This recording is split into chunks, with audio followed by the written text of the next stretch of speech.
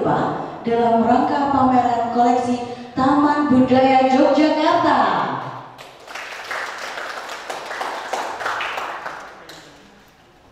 Perkenalkan, saya Grace Mediala yang akan memandu kegiatan pada hari ini sampai dengan siang nanti, yang dimana kita akan ada diskusi, lalu juga ada pemaparan dari narasumber, dan juga kita nanti akan ada praktik langsung atau loka karya bersama untuk konservasi karya seni yang tentunya sudah disiapkan ada di kanan kiri ataupun belakang saudara-saudara sekalian.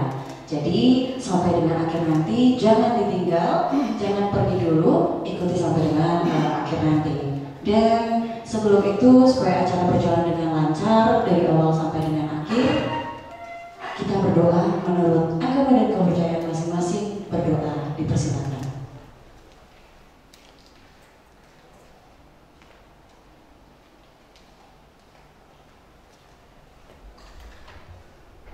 Cukup? Hadirin dimohon untuk berdiri.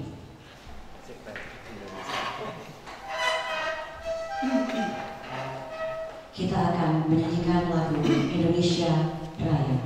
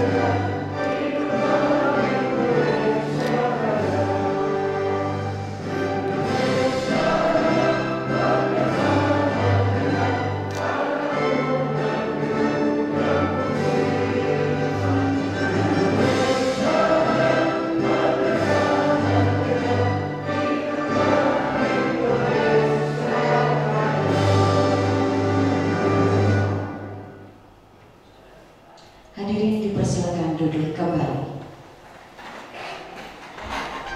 Tidak lupa dalam workshop konservasi karya seni rupa dalam rangka pameran koleksi Taman Budaya Yogyakarta, kita mengucapkan selamat datang yang terhormat kepada Ibu Dr. Anda Purwiyati sebagai Kepala Taman Budaya Yogyakarta, lalu Bapak Kepala Seksi Penyajian dan Pengembangan Seni Budaya.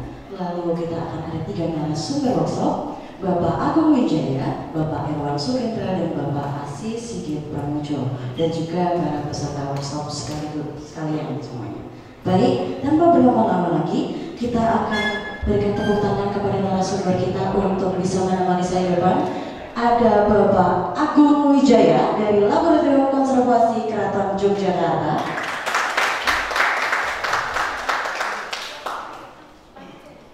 Lalu ada Bapak Irwan Sukendra, seorang seniman dan juga konservator.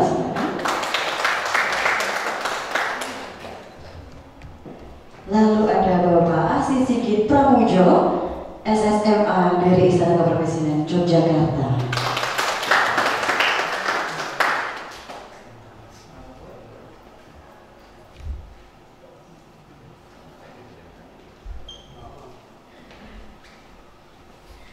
Baik, untuk narasumber yang pertama, beliau memiliki keahlian atau bidang ilmu di arkeologi dan konservasi, museologi atau penataan dan inventaris koleksi, restorasi dan konservasi bangunan cagar budaya. Beliau seorang arkeolog dan konservator Keraton Yogyakarta. Beliau berorganisasi profesi di anggota organisasi profesi Indonesia. Pengalaman pekerjaan, beliau adalah tenaga ahli arkeologi konsultan pengawas proyek pemugaran bangunan cagar budaya Gedong Purworetno, Regol Danang Protomo, Bangsal Mandala Sono, Bangsal Kota Lot dan Bangsal Kota Kidul, Keraton Yogyakarta pada Februari hingga Desember 2020. Pada bulan Maret hingga Agustus 2020, beliau tenaga ahli arkeologi konsultan pengawas proyek revitalisasi bangunan cagar budaya Besten Anjen Anom, Pojok Beteng Lorwetan, Keraton Yogyakarta. Pada April hingga Mei 2020, beliau ketua tim inventarisasi artefak lampu taman Keraton Yogyakarta. Beliau juga anggota tim penataan koleksi Museum Patehan Keraton Yogyakarta, ketua tim inventarisasi koleksi Museum Batik Keraton Yogyakarta, lalu mengerjakan proyek rehabilitasi bangunan cagar budaya Bangsal Siti Hinggil, proyek rehabilitasi bangunan cagar budaya Gedong Jenen, ketua tim penanganan rayap Keraton Yogyakarta, konservasi koleksi kain batik Museum Batik Keraton Yogyakarta, proyek rehabilitasi bangunan cagar budaya Joglo Jati Kumaran Jagalan Kota Gede, dan Kepala Laboratorium Konservasi Keraton Yogyakarta. Kita berikan tepuk tangan untuk Bapak Julius Agung Wibraya.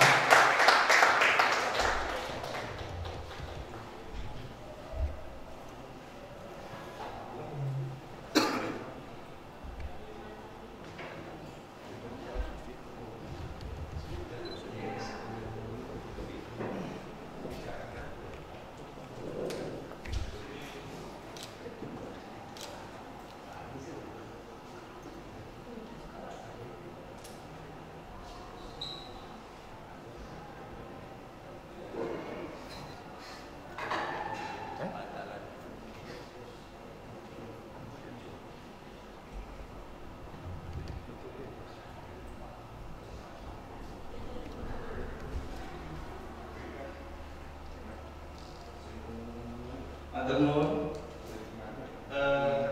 saya siapkan beberapa slide, tapi waktunya cuma diberi 15 menit.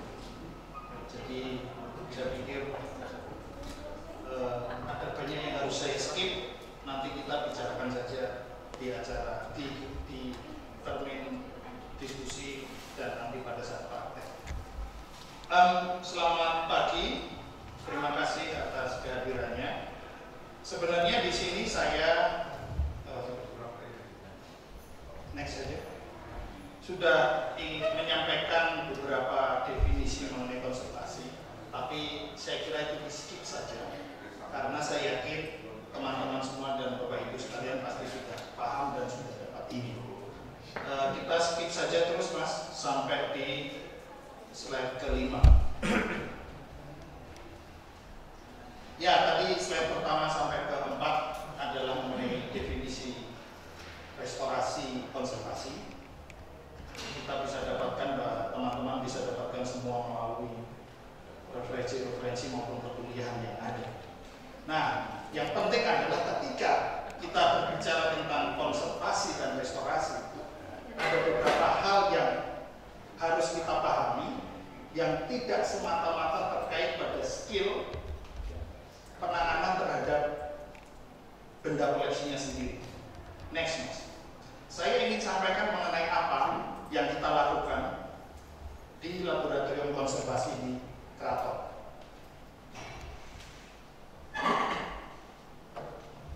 Keraton Yogyakarta saat ini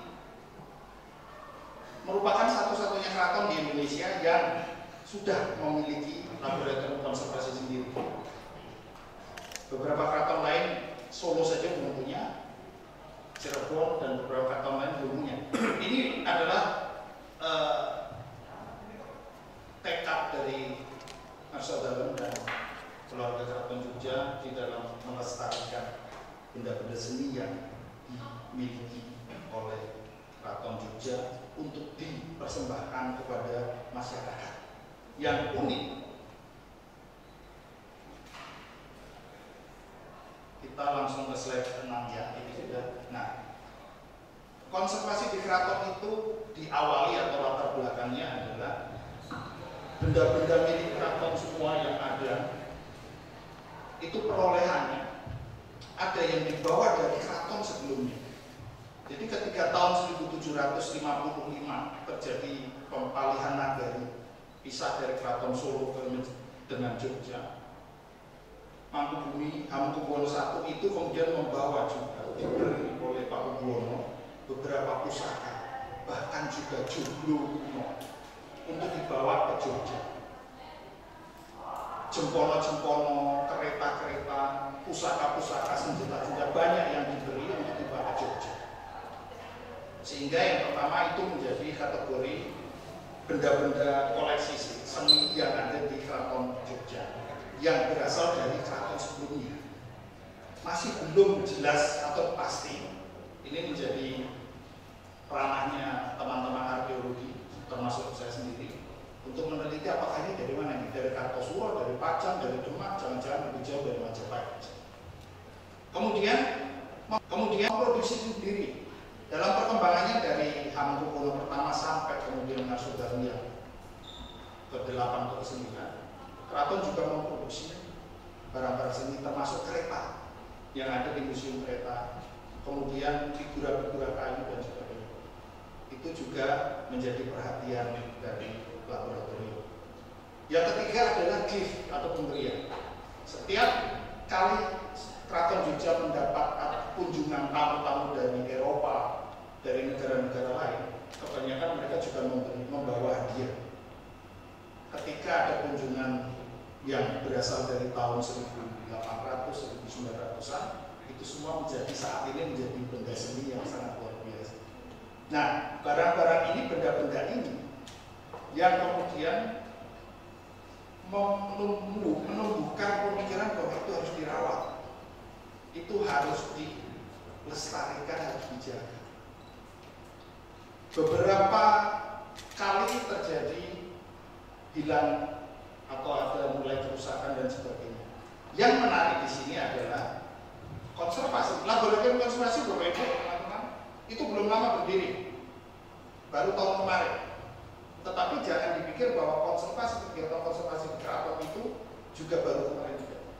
Secara tradisional, kegiatan konservasi sudah dilakukan sejak Keraton Jogja berdiri dengan cara-cara yang tradisional dilakukan oleh para abdi dalam keraton dengan ramuan-ramuan, bahan, metode, teknik yang juga secara tradisional. Nah, lama-kelamaan memang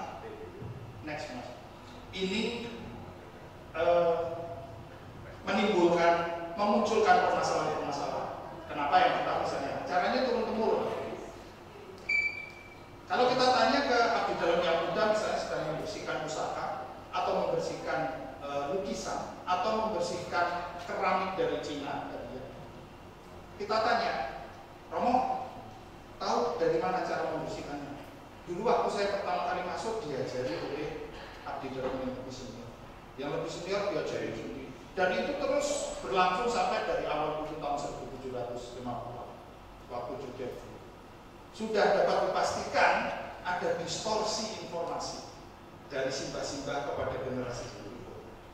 Ketika itu didiamkan, banyak teknologi dan informasi yang tidak tercatat dan hilang. Ini antara lain menjadi faktor atau alasan kenapa perlu dibangun laboratorium konservasi. Sifat kerusakan yang semakin meningkat dan terutama belum ada pertanggungjawaban ilmiah. Dengan adanya laboratorium ini, Keraton Yogyakarta berusaha memberikan perspektif ilmiah dalam berbagai kegiatan. Pelatihan di dalamnya, pembuatan SOP, tetapi sama sekali tidak merubah atau menghilangkan metode dan cara-cara yang sudah dilakukan sebelumnya, hanya diilmiahkan. Kalau ada jamasan pusaka, kenapa pakai air rendaman bunga mawar? Oh, bunga mawar mengandung zat-zat ini, itu, kemudian jeruk nipis dan sebagainya. Itu kita ilmiahkan, kemudian kita turunkan dalam bentuk tulisan-tulisan laporan pertanggungjawaban, kemudian dijabarkan dalam bentuk SOP. Ini menjadi sangat penting, dan kenapa ini saya sampaikan kepada teman-teman Bapak Ibu semua, mau melakukan konservasi, SOP menjadi sangat penting. SOP menjadi tuntunan yang mau tidak mau harus kita turuti. Next, Mas. Keraton Jogja. Next. Nah, kita lihat laboratoriumnya Gusti Bendoro mendesain supaya dapat dinikmati oleh wisatawan. Jadi pada satu sisi diberi kaca semua, sehingga dalam pekerjaan kita ketika kita melakukan pekerjaan restorasi, konservasi, pengunjung wisatawan dapat melihat. Selain juga menerima kunjungan-kunjungan, beberapa dua gambar di sini, satu kunjungan dari wali kota Shanghai, Cina, satu dari duta besar Indonesia untuk Rumania. Rumania adalah salah satu negara Eropa yang kuat dibilang di bidang konservasi karya seni, terutama lukisan. Kita akan menjajaki kerjasama dengan pihak-pihak konservator di Rumania. Ini yang terjadi. Ada peristiwa lucu waktu kita mengundang salah satu pelukis dari ISI untuk ikut mengkonservasi salah satu figura cermin dari zaman Hamengkubuwono ke-7. Namanya orang ISI ya, seperti Mas Mika di sana rambutnya gondrong dan cuma pakai kaosan. Tetapi karena ini di keraton dan dipajang pakai kaca, sehingga kita paksa harus mengikuti SOP yang ada, memakai apron atau menggunakan jas, menggunakan sarung tangan, masker dan sebagainya. Hari pertama baru 1 jam sudah nggak tahan keluar. Saya tanya, kenapa Mas? Kalau liwat koi ya di dalam akuarium. Nah, ini perlu saya sampaikan kenapa kembali tadi masalah SOP. Teman-teman yang tertarik untuk terjun di bidang konservasi jangan menyepelekan SOP. Dimanapun Anda berada, di kantor manapun, di laboratorium, di museum manapun Anda nanti berkarir, atau bahkan ini peluang yang masih sangat bagus, yaitu apa? Menjadi konservator independen. Sudah banyak di Eropa, di Indonesia masih sangat peluang terbuka. Yang menjadi kunci adalah Anda harus mempunyai SOP. Karena apa? Nanti siapapun yang akan hadir Anda akan melihat Anda dari sana. Seperti apa sih cara Anda bekerja? Di keraton kami mempunyai salah satu SOP-nya adalah kita bedakan. Next, Mas. Nah, ini adalah sebelum masuk ke sini ya. Sebelum kita bedakan tadi, kita masuk kepada setiap apapun sebelum Anda melakukan konservasi, Anda harus melakukan apa yang dinamakan observasi. Ini kadang yang menjadikan kita lengah. Ketika Anda nanti menangani hal yang sama, koleksi yang sama, misalnya lukisan dari kanvas, atau mungkin misalnya kain bahan kulit. Di keraton banyak sekali pelana muda dari dari tahun 1800-an misalnya. Nah, ketika Anda menangani hal yang sama, Anda merasa sudah tahu, masih ingat betul, masih ngotot ini caranya, Anda langsung tangani. Itu menjadi titik lemah dari konservator. Anda harus mengikuti SOP-nya. Apa? Observasi dulu. Kerusakannya sebenarnya di mana? Sejauh apa kerusakannya? Dari hasil observasi, Anda baru menentukan treatment apa yang akan dilakukan. Baru kemudian ada penyiapan peralatan, ada penyiapan bahan, baru masuk ke konservasi. Kemudian next, Mas. Ketika masuk konservasi, ada 2 hal penting yang Anda juga harus lakukan terkait dengan SOP. Di keraton kita bagi menjadi 2, mechanical dan chemical. Mechanical adalah terkait dengan penggunaan peralatan. Anda harus menggunakan peralatan dari yang paling ringan. Standar kita adalah, kita sudah sediakan tusuk tusuk sate dan kapas. Apapun nanti yang Anda akan lakukan itu peralatan mechanical yang paling awal. Ketika nanti Anda rasa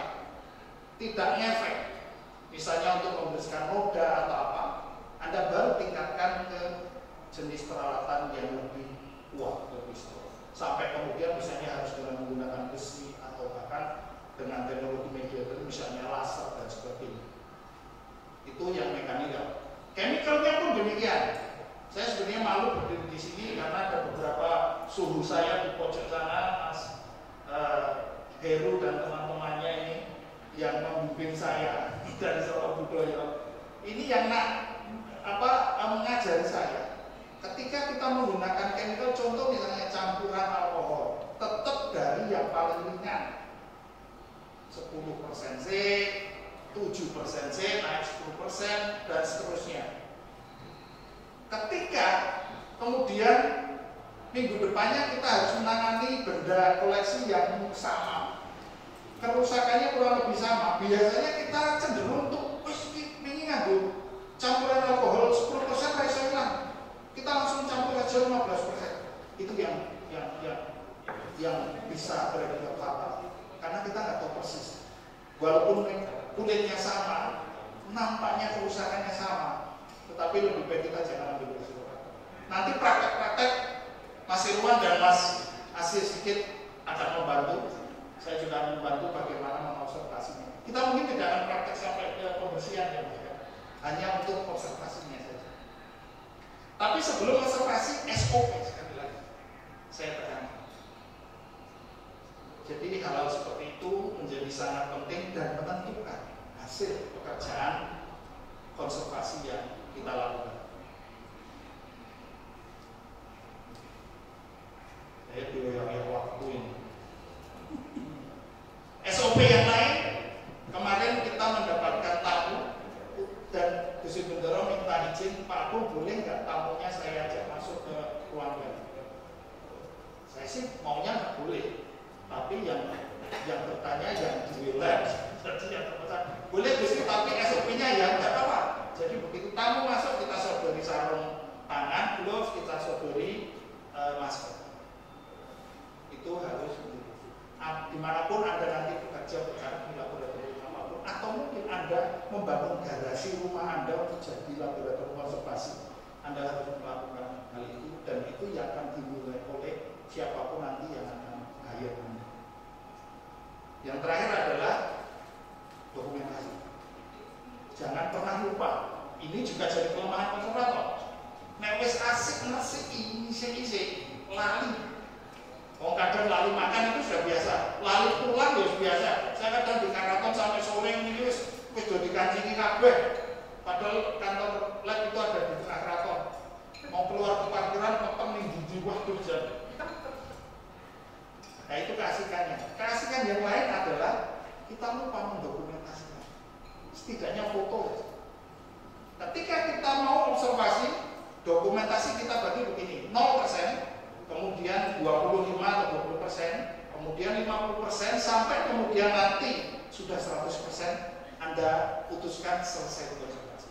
Semua harus punya dokumentasinya. Jadi ini yang kita maksud dengan SOP, ini yang kita maksud dimasukkan keraton memasukkan perspektif ilmiah, sehingga apapun yang kita lakukan itu semua tertata, terdata, tercatat. Pihak manapun yang menginginkan ini menjadi pertanggungjawaban ilmiah keraton. Bulan Juni keraton akan mengkonservasi salah satu kereta kencana, yaitu Garuda Yesa di Museum Kereta Wangoroto, dan itu juga kita desain. Silakan apabila mau melihat. Kita mengundang konservator dari Italia yang kemudian bekerja bersama kami konservator dari Italia. Saya kira itu. Selanjutnya nanti kita bisa tanya jawab dan langsung praktek. Matur nuwun, saya kembalikan. Baik, terima kasih Bapak Julius Agung Wijaya. Selanjutnya narasumber yang kedua, Bapak Irwan Sukindro. Beliau seorang seniman dan selain melukis, Pak Irwan juga merestorasi lukisan dan terlibat dalam beberapa proyek restorasi lukisan dan juga membuka praktek restorasi di rumah. Kita berikan tepuk tangannya langsung untuk Bapak Irwan Sukindro.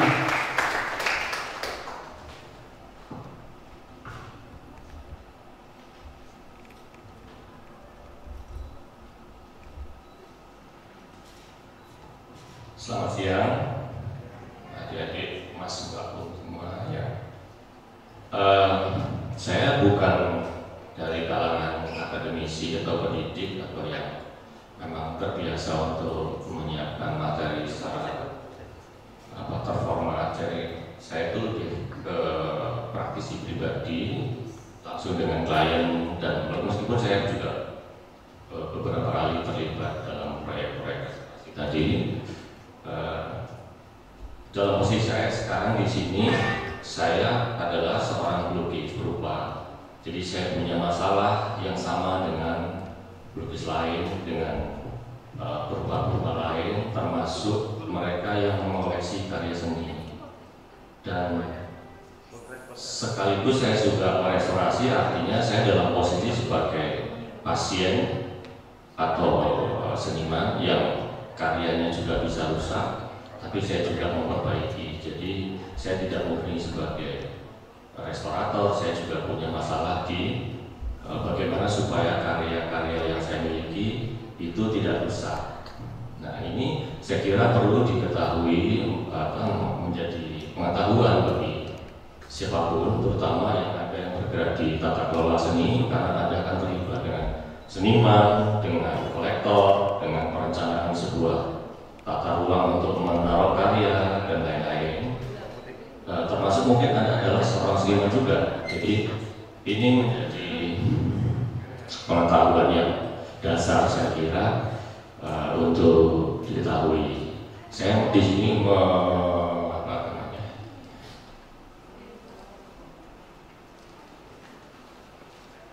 menjanjikan beberapa materi tadi.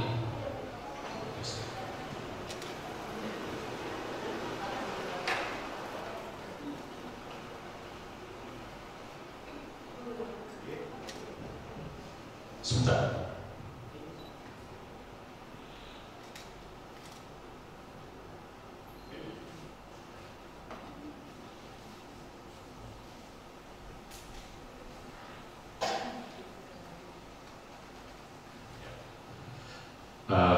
Pentingnya memperlakukan karya seni rupa dari saat perencanaan, perawatan hingga restorasi, baik bagi seniman maupun konservator.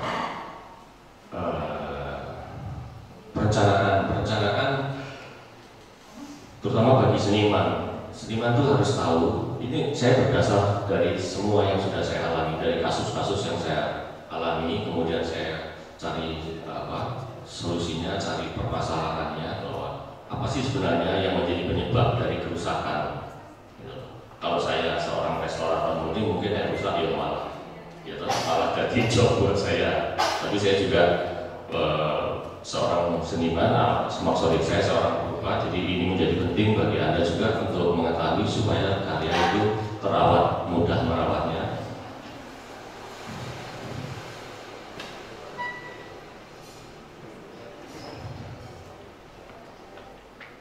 Pertama, seorang seniman itu sebelum memulai berkarya atau ketika Anda mau persiapkan sebuah museum atau apa, itu perlu diketahui kalau misalnya seorang pelukis, dia harus tahu bahwa pemilihan bahan yang awet itu seperti apa. Meskipun ada treatment misalnya menggunakan bahan-bahan kimia sebagai bahan penunjang supaya lebih awet, tetapi itu sifatnya adalah upaya pendukung. Tapi ada yang tidak usah menggunakan cara seperti itu, secara alaminya itu sudah 90-90%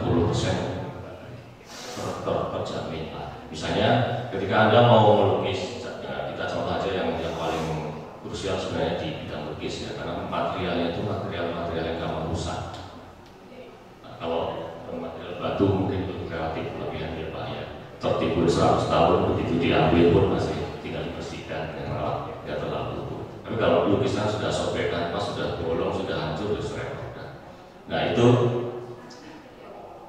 biasanya anak-anak atau teman-teman yang mau lukis itu suka terbatas pada kendala ekonomi sehingga memilih material yang murah.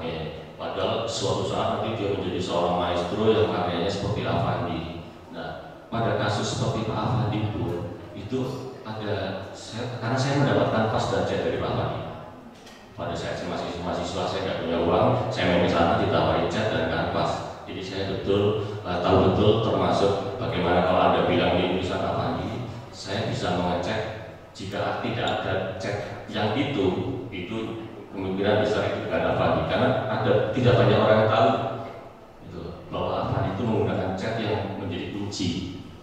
Saya banyak dari beberapa resep dulu waktu zaman kuliah.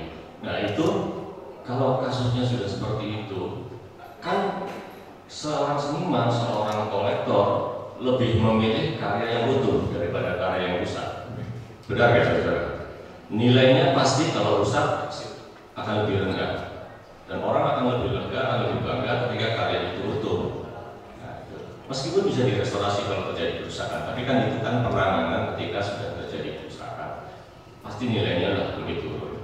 Ini kita bicara tentang konservasi, bukan kebebasan berekspresi ya, menurut saya itu mungkin nanti bahasanya lain lagi. Nah itu misalnya tahapan awal itu Anda memilih kayu spangram yang bagus, misalnya kayu yang tidak dimakan teter. Kalau Anda salah, dalam 1 tahun, 2 tahun, 5 tahun itu Anda berpotensi karya Anda itu hancur, rusak, terutama di bagian kayu itu, dan itu akan menjadi penyesalan yang sangat dalam. Ketika direstorasi bisa, tapi itu nanti sudah sangat beda. Saya mengalami itu. Musuh dari karya seni, terutama lukisan, itu adalah pertama kelembapan. Dan itu menjadi di Indonesia itu masalah banget, apalagi tempat kosnya mahasiswa, tempat penyimpanan mahasiswa, karya mahasiswa itu biasanya tempatnya itu tidak memenuhi syarat untuk menaruh atau menyimpan sebuah karya seni, terutama lukisan. Itu sangat umum. Anda pindah dari sebuah kontrakan yang bagus, tiba-tiba Anda nggak bisa punya uang yang cukup, akhirnya seaneh lah ibaratnya Mbak Bu dihajar aja taruh di situ, tahu-tahu dalam 2-3 tahun pas Anda cek akhirnya hancur semua. Padahal itu dibuat dengan tunggu sekali toleran. Nah itu sering terjadi, bukan hanya ada, sering gitu. Banyak, dan kemudian yang belum terus mas malas gambar itu kasusnya. Nah, itu bagaimana kita mau bicara soal 100 tahun, 200 tahun karya kita menjadi monumental dan lain-lain, susah. Direstorasi lebih bisa, tapi udah beda cerita. Nah itu udah perencanaan. Saya sekarang di mana restorasi di rumah, karya itu dibuat dengan cat terbaik, Rembrandt. Begitu datang ke rumah saya lihat kanvasnya, saya udah tahu. Lukisan kanvas ini adalah kanvas produknya sana, yang pada saat itu bahan materialnya adalah kayak gitu, terus kerusakannya di bagian ini, saya udah senyum aja. Kenapa? Dari kanvasnya aja sudah jelek. Saya sebenarnya pada papan tulis, memang saya tadi lupa nggak. Jadi begini saudara, ini ada kanvas, ya, ini kanvas. Kanvas ini harus dilem dengan baik. Terus ada pelamir ini harus menempel dengan baik. Terus ini ada cat, gitu.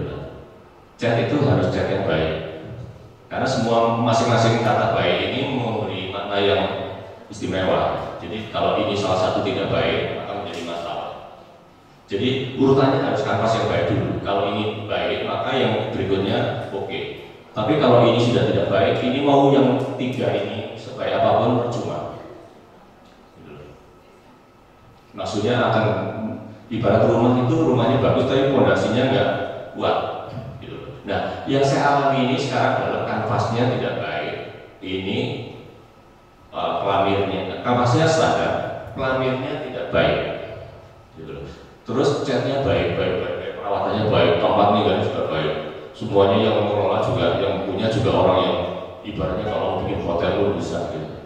Tapi terjadi kerusakan di sini antara kanvas dengan pelamir. Pelamir ini tidak merekat dengan baik, sehingga ini begitu dalam waktu sekitar berapa puluh tahun ini lepas, terpisah.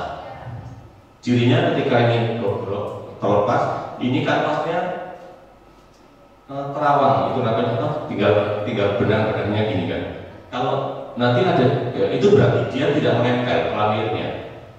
Jadi sebelum dilukis itu kan kanvas pelamir. Nah itu berarti dari situ aja pembuatan kanvasnya sudah jelek. Gitu. Harusnya ini dengan ini harus rekat, baru ini cat, lapisan cat.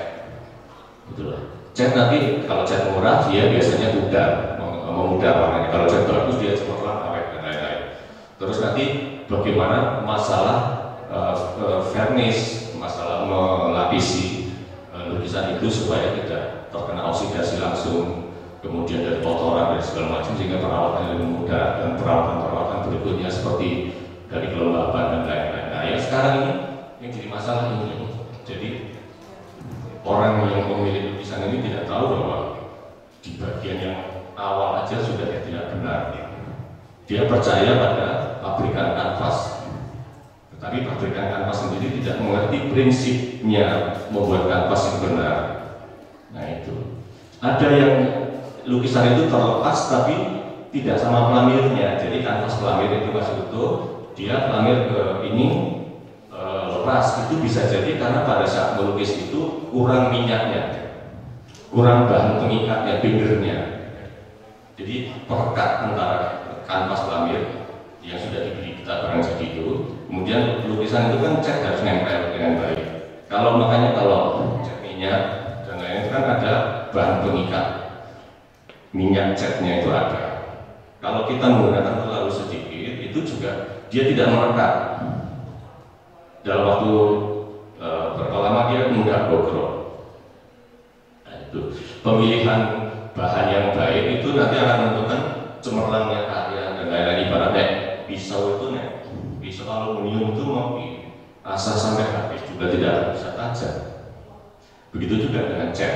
Cat itu kalau yang bagus itu ibarat ya baca putih eksilet gitu lah.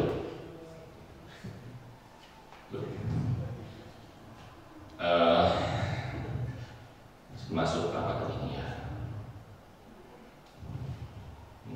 Perencanaan.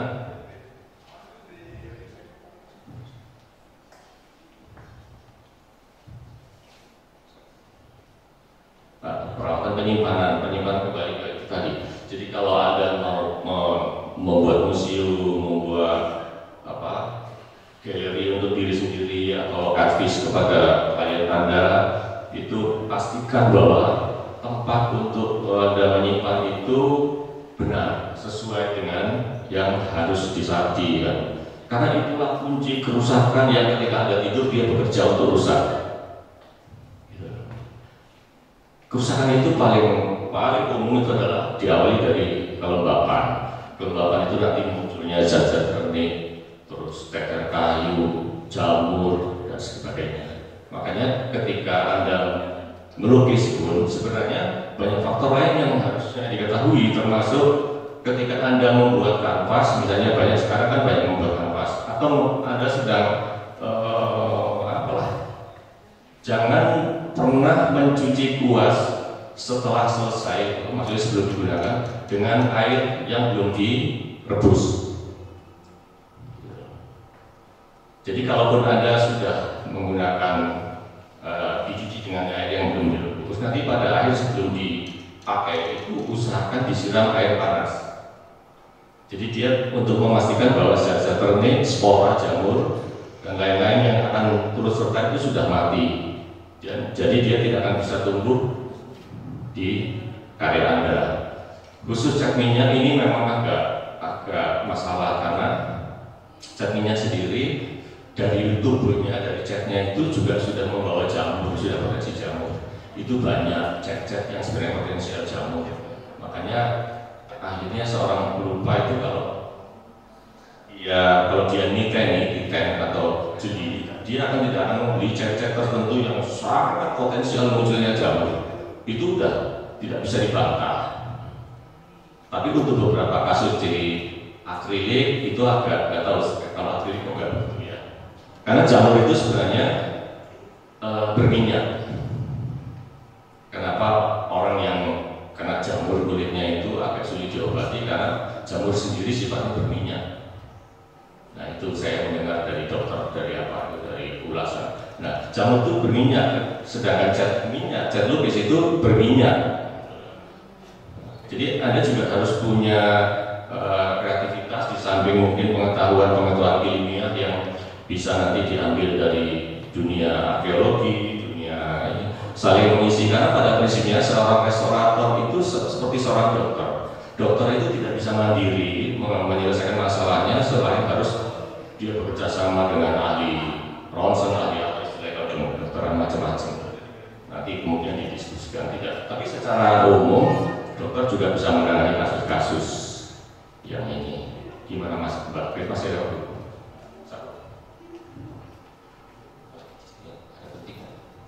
Sebentar, kalau ada yang kesempatan. Oke, tiga. Nah, itu sekarang nanti setelah kita akan memberi gambaran tentang restorasi dengan Pak Sigit, kita akan. Jadi intinya dalam konservasi ini nanti saudara-saudara ini akan ditanya, pasti akan ditanya. Lah kalau gitu bagaimana supaya tidak rusak? Bagaimana supaya merencanakan karya tidak rusak? Bagaimana peralatannya? Bagaimana menyiapkan sebuah ruangan untuk menyimpan, gitu kan? Kan semua harus dijawab itu. Dan itu kalau menggunakan ini, itu bahaya enggak? Gitu kan? Kalau dipakai ini bahaya enggak? Karena dalam kasus restorasi sendiri dengan saya, ada teman itu nggak, dia main habis memberi lapisan fungisida, dia main cuci tangan, ada mobil. Ini sedang cuci tangan dulu aku loh. Kenapa? Kamu pengen kejang-kejang kok? Loh, itu beracun, itu mematikan. Coba tanya dulu, balik lagi kimia. Iya Mas, itu hati-hati cuci tangan dulu pakai sabun. Nah, itu hal-hal itu yang tidak diajarkan. Maksudnya bukan materi yang ada di seni rupa. Itu pentingnya pengetahuan bahan ketika kita saling mengisi debat. Makanya saya senang sekali dengan Pak Agung, dengan Mas Sigit, dengan beberapa orang yang punya latar belakang pendidikan yang saling mendukung. Kimia, jadi seni restorasi itu sebenarnya paduan antara arkeologi, kimia, seni rupa, terus menguasai tentang elektronik, bagaimana? Karena alatnya sebenarnya banyak sekali. Kalau dilihat ada di laboratorium ini, waduh, kayak satu situ racun dia melengkapi ya Pak ya, bahkan sampai miliaran kalau mau benar-benar secara sesungguhnya. Tetapi bisa jadi kayak saya ini adalah dokter di tengah perang. Saya bisa mengatasi orang yang kena masalah yang TBC yang apa dengan tidak harus dengan laboratorium yang canggih, tapi saya bisa mengatasi yang paling tidak untuk pertolongan pertama, untuk penyelamatan. Ya, itu. Tapi kalau mau benar-benar ya kita bikin rumah sakit. Semua ada problem dengan laboratorium dan lain-lain, itu yang idealnya seperti itu. Tapi kondisi kan tidak selalu harus ke rumah sakit. Kejang-kejangnya di ujung gunung harus dibopong ke rumah sakit. Ya harus tangan di situ dulu. Nah, kira-kira gitu. Demikian deh. Semoga ini bermanfaat. Nanti disambung lagi dengan Pak Sigit. Mudah-mudahan makin lengkap ilmunya, makin lengkap apa yang bisa diserap untuk menjadi, paling tidak untuk menjadi awal bahwa Anda akan penasaran, akan ya untuk lebih mencari tahu. Saya kira itu. Selamat siang, terima kasih waktunya Pak Grace. Baik, kita beri tepuk tangan untuk Bapak Irwan Sumendro, narasumber kita yang kedua pada workshop konservasi karya seni rupa dalam rangka pameran koleksi Taman Budaya Yogyakarta. Selanjutnya kita ke narasumber yang ketiga, pengalaman mengajar beliau atau pengalaman penelitian dan asistensi. Di Maret 2023 beliau adalah tenaga pendidik luar biasa pada program praktisi mengajar Kemendikbud mata kuliah konservasi seni, program studi S1 jurusan tata kelola seni, Fakultas Seni Rupa Institut Seni Indonesia Yogyakarta. Pada 2021 beliau tenaga pendidik luar biasa mata kuliah konservasi seni, program studi S1 jurusan tata kelola seni. Pada 2020 beliau tenaga pendidik luar biasa mata kuliah konservasi seni, program studi S1 jurusan tata kelola seni. Dan 2019 dosen tamu mata kuliah pariwisata digital. Dan juga di Februari hingga Juli 2015 beliau asisten dosen mata kuliah pengantar konservasi koleksi museum, program studi S1 Departemen Arkeologi Fakultas Ilmu Budaya UGM. Beliau juga adalah seorang staf ahli pengelolaan benda seni Kementerian Sekretariat Negara, Sekretariat Presiden Istana Kepresidenan Yogyakarta. Beliau pada tahun 2017 hingga 2020 menjadi konservator Museum Universitas Gadjah Mada Yogyakarta. Dan keahlian beliau adalah seorang anggota IAAI Beliau asisten tenaga ahli pemrograman cagar budaya LSPP 2 Kebudayaan Kemendikbud dan juga konservator restorator koleksi museum, subspesialis koleksi lukisan cat minyak di atas kanvas. Kita langsung beri tepuk tangannya untuk Bapak Aziz Sigit Pramojo. Oke, selamat siang gitu teman-teman ya. Mungkin kalau yang di sini udah ada yang ketemu saya mungkin ya, ini teman-teman dari PKS ini. Oke, tadi maaf kepanjangan udah berbicara, sorry gitu. Oke, melanjutkan saya maaf ya, saya tuh agak nervous kalau sambil duduk, jadinya saya sambil berdiri mondar mandir aja, biar matanya bisa ini bosan.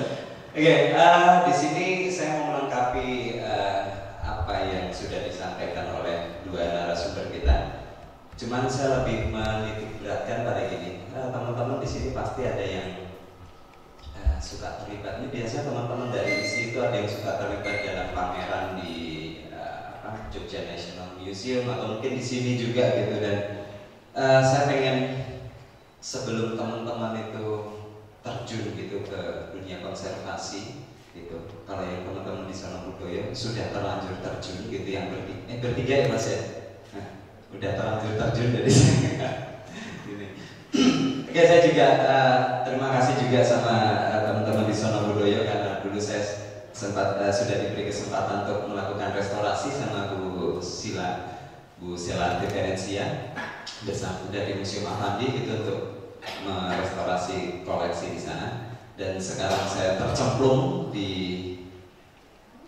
sebuah brankas National Treasure gitu ya. National Treasure-nya ada 6, tapi salah satunya saya pegang yang di Jogja gitu, di Istana Kepresidenan Yogyakarta. Dan teman-teman pasti tahu koleksinya di sana adalah harta karun nasional. Kalau dijual semua mungkin utang kita lunas gitu. Mulai dari Raden Saleh sampai yang tahun 60-an, ya 60-an, 70-an juga mungkin ada beberapa tersebar di istana-istana yang lain. Oke, lanjut aja. Jadi kalau tadi Mas Agung sudah bilang soal definisi konservasi, saya nggak yakin ya teman-teman ada yang tahu nggak konservasi? Saya lihat dibalikin dulu Mas, biar nggak ada. Yang saya kenanya aja konservasi. Upaya melindungi dan juga mengembalikan sebuah karya seni menjadi lebih utuh. Oke, beri tepuk tangan dulu. Sekarang sisi sebelah kanan. Kalau yang Mas Heru dan teman-teman nggak usah ya, soalnya udah pasti tahu dari sini. Mas, salah bijinya dikurangi ya. Konservasi itu berupa perawatan, perlindungan juga restorasi. Ya Pak, maksudnya nggak nyata salah. Jadi konservator itu diantaranya salah. Pasti ada salah. Salah nyampur gitu. Lanjut. Juga sampai ke perawatan dalam karya seni. Oke Mas, kepeannya juga Mas. Nah, oke, jadi konservasi itu saya lebih senang pakai definisinya di atas ya, punyanya ICOMCC, International Council of Museum, Komite Konservasi. Karena konservasi itu semua tindakan dan pengukuran. Jadi teman-teman melakukannya itu harus secara terukur, tindakan-tindakannya itu harus secara bertanggung jawab dan terukur. Itu konservasi. Seperti yang tadi sudah disampaikan oleh Mas Agung dan Mas Irwan, jadi harus ada dokumentasinya gitu. Tapi nggak cuma tindakan teman-teman ngutak-atik gitu juga ya, tapi konservasi itu juga kita juga nanti akan monitoring. Jadi konservasi itu tuh luas banget gitu. Nggak cuma gara-gara kita tidak hanya kita itu menghadapi sebuah koleksi terus bersihin koleksi, it's done, itu enggak. Konservasi itu sangat luas. Itu yang saya sana pakai definisinya ICOM, dan ICOM itu membagi 3 tindakan konservasi gitu. Di next saja Mas. Oh itu nanti aja, balikin lagi deh, sorry. Ada 3, itu ada preventif, terus ada tindakan perbaikan atau remedial conservation, sama restoration atau restorasi. Definisinya yang lebih detailnya nanti saya sampaikan. Tapi ini ada beberapa, mungkin kekecilan ya, tapi semoga nanti panitia bisa nge-share materinya. Gitu, nanti ada definisi. Kalau di Indonesia, masalahnya di Indonesia itu nggak ada definisinya soal konservasi ya. Itu mau dicari di undang-undang cagar budaya sama PP peraturan pemerintah tentang museum itu nggak ada. Adanya cuma pelestarian dan pelindungan, tapi intinya sama. Next mas. Oke, ini beberapa dasar. Tapi yang ingin saya garis bawahi itu adalah ini PP nomor 66 tahun 2015 tentang museum. Itu yang pasal 31. Yang saya kasih merah, saya bacain aja ya, mungkin yang sebelah sana nggak kelihatan. Pengelola museum dalam hal ini juga karena di sini saya ngomong soal galeri, ini juga bisa berlaku buat galeri. Jadi pengelola museum atau galeri yang tidak melaksanakan pemeliharaan koleksi atau konservasi itu dalam kurung sesuai dengan tugas dan tanggung jawabnya dikenai sanksi sesuai dengan ketentuan peraturan perundang-undangan.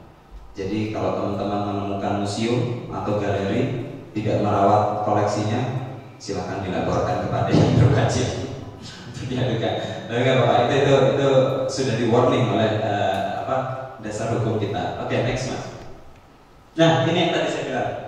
Ada 3 tindakan utama. Tapi kalau di Indonesia itu dibaginya hanya 2. Konservasi preventif itu yang di bawah, dan konservasi kuratif. 2 di atas itu masuk konservasi kuratif. Tapi kalau ICOM itu membaginya 3. Yang paling bawah itu preventif, kedua itu perbaikan, yang paling tinggi itu adalah restorasi. Ini yang paling sulit. Gitu. Bedanya apa? Kadangkala bagian yang kuning dan merah itu orang nyebutnya itu restorasi. Tapi sebenarnya gini, saya mulai dari yang bawah dulu ya. Tindakan preventif itu adalah tindakan yang paling bisa dilakukan teman-teman pemula, baik pemula maupun udah expert, itu adalah preventif. Jadi preventif itu kita tidak pernah nyentuh koleksi, tapi kita melakukan pengukuran yang seperti tadi dibilang ICOM CC. Jadi kita mengukur suhu, gimana teman-teman bawa koleksi itu keluar dari ruang storage untuk dipamerin. Ketika teman-teman menata pameran, itu tindakan preventif ada di situ. Gimana masukin koleksi itu dibawa ke kontainer terus mau dikirimin, dan gimana pengamanannya di lapangan gitu saat transportasi. Dan pengalaman saya pernah mengantarkan koleksi 1 buah lukisan ke Jakarta, itu dikawal oleh 4 orang bersenjata karena itu koleksinya Istana Presiden. Jadi dianggap koleksi yang sangat berharga itu sampai saya harus membuat protokolernya gitu sama kayak lagi ngawal presiden gitu. Jadi dikawal pas pampres lukisannya. Nah kayak gitu, itu tindakan preventif. Kita nggak nyentuh, maksudnya nyentuh itu kita nggak treatment koleksinya gitu, nggak. Kita cuma bawa, mengukur, mencegah gimana nggak ada rayap di ruangan kayak gitu. Itu preventif, itu yang paling mudah. Dan itu kenapa saya kasih porsi yang paling besar. Yang kedua adalah remedial conservation. Remedial conservation itu adalah perbaikan. Bedanya apa sih sama restorasi? Gini. Di sini nanti teman-teman akan melihat koleksi-koleksi yang rusak. Remedial conservation atau perbaikan itu adalah gini. Teman-teman punya objek gitu, rusak. Entah itu berkarat, sobek, dan akhirnya diperbaiki, itu perbaikan. Nah, bedanya terus apa sama restorasi? Restorasi itu kan juga mengembalikan ke kondisi yang sebelumnya yang lebih baik gitu ya maksudnya. Tapi bedanya restorasi itu gini. ICOM CC secara khusus membedakan ini supaya lebih jelas kelompoknya. Jadi restorasi itu adalah kondisi lukisan atau objek koleksi atau karya seninya itu kondisinya tuh fine-fine aja. Gitu, fine-fine aja, nggak rusak, tidak ada sesuatu yang mengganggu koleksinya, tapi dia kehilangan nilai penting atau significance value. Nah, itu kita lakukan restorasi. Contohnya, teman-teman mungkin pernah tahu lukisan The Night Watch di Rijksmuseum. Itu terakhir tahun lalu ya, itu selesai di restorasi. Kondisinya fine-fine aja. Di Rijksmuseum itu sangat ketat pengaturan suhu dan kelembabannya, bahkan itu tutup pakai ruang kaca gitu, sama seperti Mona Lisa di Louvre gitu. Cuman gini, jadi ceritanya dulu itu entah kenapa dimensinya tuh berkurang. Jadi misal dulu tuh koleksinya ukurannya 3 kali 2 meter misal. Terus ternyata sekarang itu menyusut jadi 1 kali 2 meter.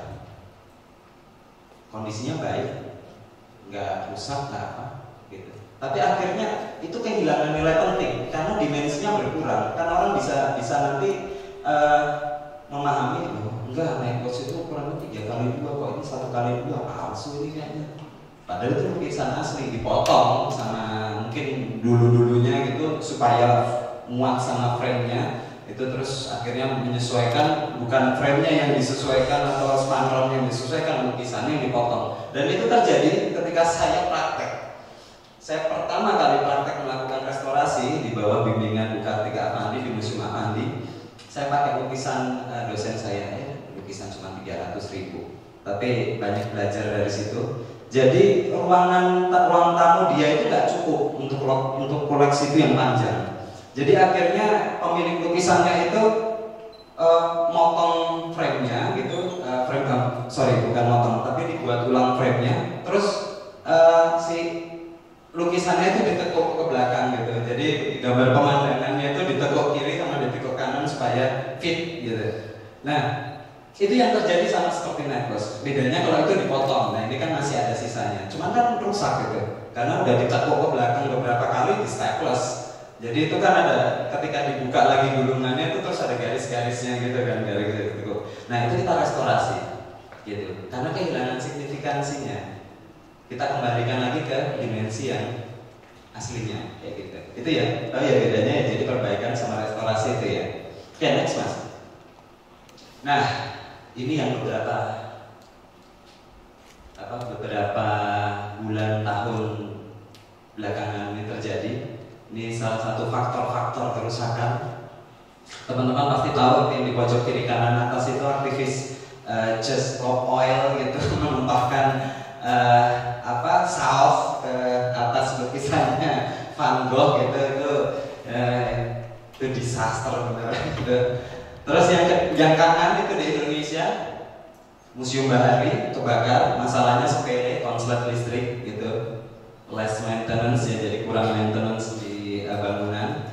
Terus yang kiri bawah itu lukisan fresko di salah satu di gereja gitu, chapel, nyebutnya gereja kecil di daerah gitu di Spanyol. Itu ada seorang restorator amatir yang, wah ini ketoknya gambarnya Yesus kok rusak, terus akhirnya situ, dan itu disaster beneran gitu. Akhirnya belepotan nggak jelas. Terus yang ke kanan itu, paling kanan itu adalah salah satu bentuk kerusakan akibat radiasi cahaya. Jadi kalau teman-teman sering berjemur di pantai gitu, makanya kalau siang-siang jangan, nanti kena kanker kulit, koleksi juga bisa kena. Next Mas. Nah ini yang di Louvre ya, di ngelempar kue tart ke lukisannya Mona Lisa. Itu sekarang yang kita hadapi, moga-moga di Indonesia enggak ya. Aktivis-aktivisnya teman-teman kalau yang mahasiswa tolong demonya di jauh-jauh dari museum ya, jangan dekat-dekat museum gitu. Nah itu untungnya gitu, Mona Lisa itu ditutup dengan kaca temper gitu yang sangat tebal, jadi itu cuman kena kaca doang gitu. Next Mas. Nah ini sepele, teman-teman yang di galeri dan museum tolong kalau membuat tata pamer itu yang benar-benar safety gitu. Ini cuma gara-gara, dan pengunjungnya tolong diatur. Ini cuma gara-gara selfie itu terus akhirnya ini domino. Oke, dan itu rusak semua. Itu preventif itu sepele ya, mencegah orang selfie. Nah itu makanya kenapa kita suka susah mas, kenapa sih kok nggak boleh foto-foto di museum atau di galeri? Ya gini lah ceritanya. Tiba-tiba pakai tongsis itu panjangin tongsisnya lukisannya Raden Saleh bosnya bolong gitu. Ada ya, itu adalah tindakan preventif ya. Jadi kita nggak perlu memperbaiki karena hal-hal kerusakan sepele gitu. Next mas.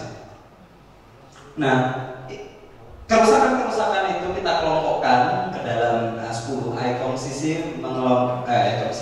Canadian Conservation Institute itu mengelompokkan kerusakan-kerusakan itu ke dalam 10 kelompok besar. Itu ada api, kebakaran, ada kelembapan relatif yang tidak tepat, ada suhu yang tidak tepat, ada physical force atau gaya fisik, cahaya, radiasi UV dan infrared, ada serangga atau hama, terus ada pencurian dan vandalisme, air. Ini dibedakan ya, air sama kelembapan relatif walaupun dua-duanya hampir mirip.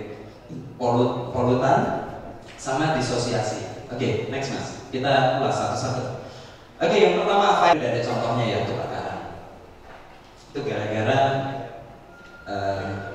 mungkin teman-teman nanti pas nata pamer gitu ya, tolong colokannya nggak usah dicek dulu colokannya gitu, jangan-jangan ada kabel yang kebuka dan akhirnya gesek api dan akhirnya kebakaran. Tuh sepele ya, gitu. Konservator itu tugasnya ya ngawasi mechanical, electrical, juga ngawasi listrik, ngawasi kompor, terus banyak banget. Terus kelembapan relatif RH. Nah ini ya seperti yang tadi sudah dibilang Mas Irwan, di sini itu sangat lembab. Jadi kita harus mengatur kelembapan relatif. Tapi kenapa di sini disebutnya incorrect humidity gitu, relative humidity. Jadi setiap koleksi itu punya batasan kelembapan relatif yang beda-beda gitu. Kanvas itu akan lebih rentan perubahan fluktuatif RH yang begitu kuat karena dia kalau lembab itu basah terus dia nanti mengembut, kalau kering nanti dia jadi kembang susut kayak gitu. Tapi kalau kayu mungkin akan lebih tahan, apalagi logam ya palingan efeknya RH itu ya nanti karena banyak uap air terus dia berkarat. Terus yang selanjutnya suhu. Kenapa suhu ini juga memainkan peran penting? Saya kasih satu contoh sederhana. Teman-teman sudah pernah masak air kan pasti? Sudah ya? Lebih cepat airnya mendidih di api yang kecil atau api yang besar? Yang besar, benar. Karena kenapa? Karena lebih panas. Oke, itu kata kuncinya. Karena lebih panas, reaksi baru di sini tuh ada Mas Heru. Ini harusnya Mas Heru yang menjelaskan ini orang kimia. Sorry ya Mas, tak jelasnya. Jadi karena panas itu struktur saya pakai bahasa yang gampang aja, saya pakai bahasa kimia yang susah. Jadi struktur kimianya H2O yang tadinya tuh rengkat-rengkat gitu, terus dia karena ada energi dia jadi pisah-pisah gitu, jadinya uap air. Nah itu yang juga yang terjadi. Kenapa suhu itu bisa merubah struktur komponen kimia pada sebuah material. Gaya fisik ya tadi lah udah dicontohin ya. Teman-teman harus saat meletakkan objek koleksi itu harus tempatnya harus stabil gitu. Itu yang akibat manusia. Tapi kalau akibat gempa ya natural, kita nggak bisa habis baterai. Nggak bisa ini ya, kita nggak bisa mencegah ya karena itu natural. Next. Akibat radiasi cahaya, ada sinar ultraviolet, infrared. Nah, ini sifatnya tidak dikembalikan. Jadi cahaya itu membawa paket, ini fisika. Cahaya itu membawa paket-paket energi dan yang membuat perubahan struktur kimia itu adalah energi yang dibawa oleh cahaya. Gitu. Teman-teman udah pernah pasti udah tahu kalau dulu Gojek, Grab, jaketnya itu masih hijau, cemerlang gitu. Bola balik nganterin teman-teman gitu, akhirnya makin lama makin melandus. Selain karena dicuci luntur ya, Itu akibat matahari juga. Makanya kenapa kalau teman-teman nyuci baju itu lebih baik bajunya dibalik, supaya pigmen warnanya yang, kecuali putih ya, kalau putih ya luntur mau jadi apa lagi, putih ya putih. Itu biar catnya yang di depan ini, pigmen warnanya yang di permukaan ini nggak rusak. Tapi itu penjelasannya sangat teknis, jadi saya skip aja yang di sini. Hama, rayap, itu juga teman-teman harus sangat aware soal itu. Terus pencurian dan vandalisme, ya vandalisme yang tadi itulah ya gara-gara selfie. Terus pencurian itu akibat keamanan yang terlalu longgar gitu. Museum Nasional sudah beberapa kali kecurian, pernah kecurian. Nah itu bisa jadi pelajaran buat kita. Terus kerusakan karya seni akibat air. Teman-teman perhatikan, jangan meletakkan koleksi di bawah AC. Tetesan-tetesan kondensasinya AC-nya itu salah satunya kerusakan akibat air, itu bisa terjadi kayak gitu. Next, akibat polusi. Nah, saya merokok dan rokok itu menimbulkan jelaga gitu. Kalau teman-teman pakai tisu gitu terus habis ngerokok gitu, bagian rokok terus disemburin itu ternempel jadi kuning, itu polusi. Dan ancaman ini museum-museum atau galeri yang dekat jalan raya itu sangat rentan gitu. Jadi kita gimana harus aware mencegah polutan itu menempel pada koleksi. Nah ini yang terakhir, ini yang tindakan preventif harus bisa dicegah.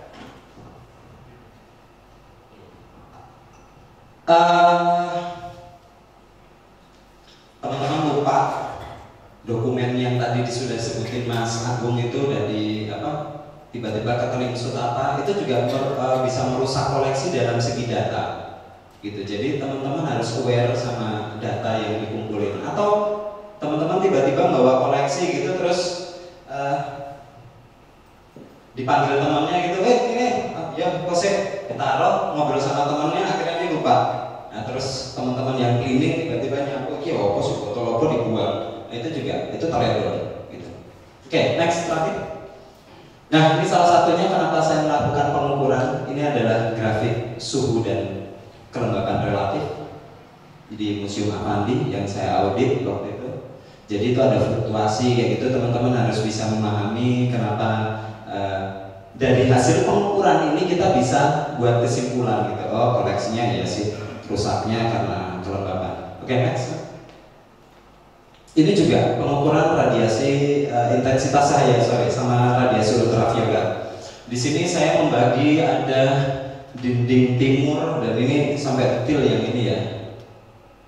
Terus ada jam-jamnya dari jam pagi itu yang kuning, yang hijau itu yang jam siang, sama yang merah itu sore. Saya sampai bagi begitu. Jadi biar bisa memetakan kerusakan akibat radiasi dan cahaya matahari itu ada di jam-jam berapa gitu. Next, lampu LED. Jangan kira lampu LED itu tidak memancarkan radiasi. Lampu LED tapi kecil, makanya itu grafiknya lebih kecil ketimbang yang tadi gitu. Tapi itu juga merusak, tapi jelas kerusakan akibat cahayanya lebih lama ketimbang. Next. Nah ini reaksi kimia yang tadi saya bilang kenapa pakaiannya itu bisa berubah warna. Teman-teman yang mungkin ngambil fotografi udah pernah tahu film pakai kaca gitu, itu pakai perak klorida kalau nggak salah ya. Itu tadinya cuma kayak larutan gitu, terus tiba-tiba terekspos cahaya lama dan akhirnya menimbulkan image gitu, citra di lempengannya. Nah itu salah satu photochemical reaction dan ini nggak bisa dikembalikan. Beberapa reaksi tidak bisa dikembalikan. Luntur seperti itu udah nggak bisa dikembalikan. Itu permanen. Makanya photochemical reaction itu sifatnya permanen, tidak bisa dikembalikan. Jadi ya sudah, kalau itu kayak gitu ya. Itu karena kemejanya itu karena yang pink masih terang itu di baliknya sini. Ini kan nggak kena cahaya ya bagian sini. Ini kan karena di dalam. Nah itu yang luntur yang kena cahayanya. Kayak gitu. Oke, next mas.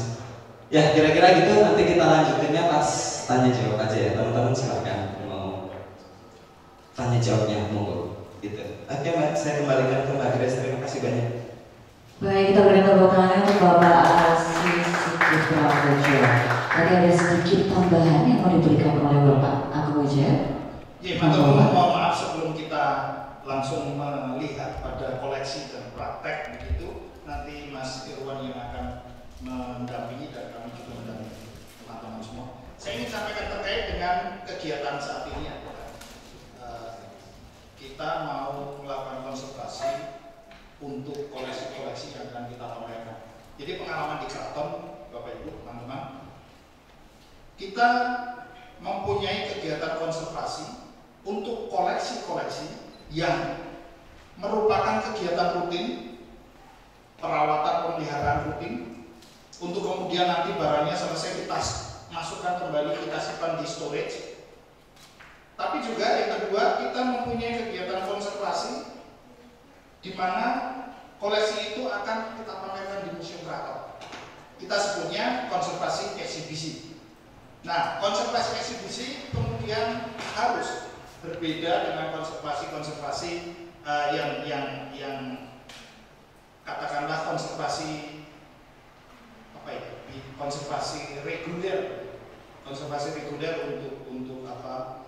Memperpanjang usia, mempertahankan keaslian originalitas dari koleksi itu. Ketika kemudian kurator menentukan benda koleksi untuk akan dipamerkan, di mana itu juga harus dikonservasi dulu oleh teman-teman, oleh kita semua. Berarti fokusnya ada pada konservasi eksibisi.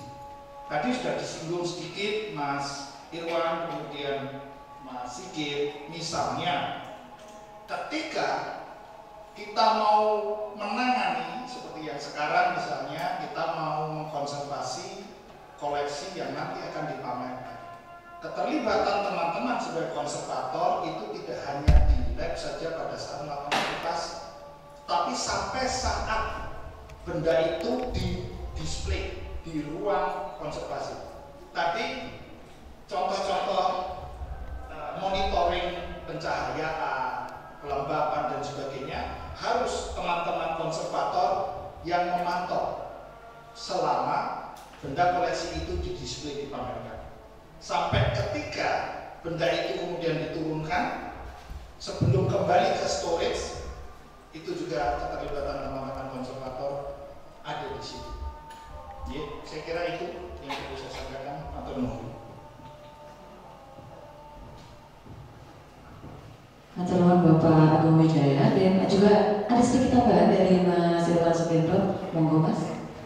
2 menit saja. Jadi saudara-saudara, kalau ketika Anda membidangi ini, Anda juga perlu tahu, terutama untuk bidang seni lukis. Seni lukis itu sangat konsen dengan cat. Cat itu sebenarnya dibuat dengan berbagai macam kualitas dan variasi. Ada yang tersertifikasi, ada juga yang tidak. Nah, sebaiknya kalau kita bicara soal ideal, itu tidak menggunakan cat yang tidak tersertifikasi. Nah, di dalam tubuh itu, pabrikan itu membuat tanda. Ada misalnya +1, itu artinya dijual, dia dijamin 10 tahun dijemur dalam matahari Eropa baru mulai memudar. Karena itu standarnya Eropa. Kalau di Indonesia mungkin ya 7 tahun, 5 tahun sudah memudar karena panasnya agak keturunan. Rata-rata itu 3.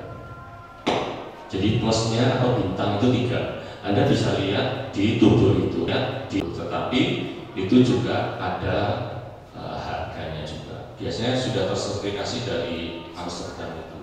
Nah, itu memang penemunya mungkin dulu membuat paten, sehingga semua pabrikan yang membuat cat itu harus mendapat hak patennya. Nah, itu ada sertifikatnya, itu sudah ada di dalam tubuhnya. Kedua, ada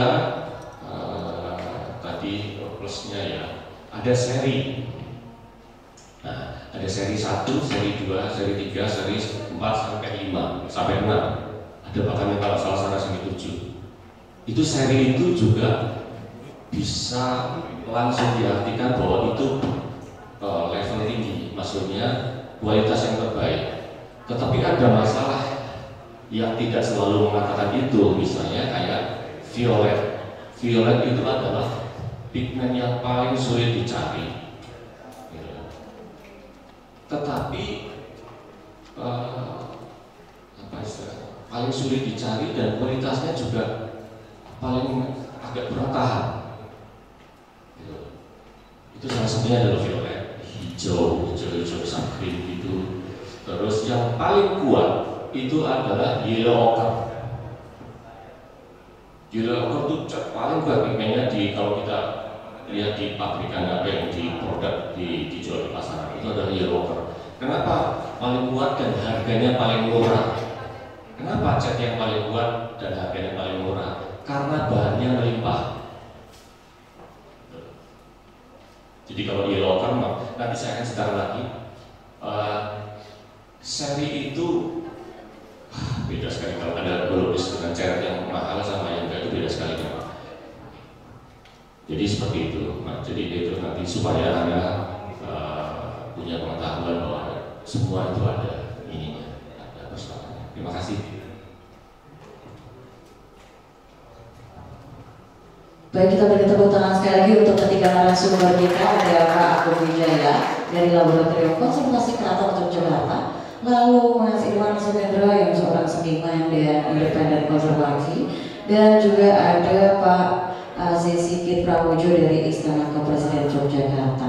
Baik, kita buka untuk tanya jawab. Dua penanya terlebih dahulu, silakan bisa angkat tangan. Baik, ada satu lagi.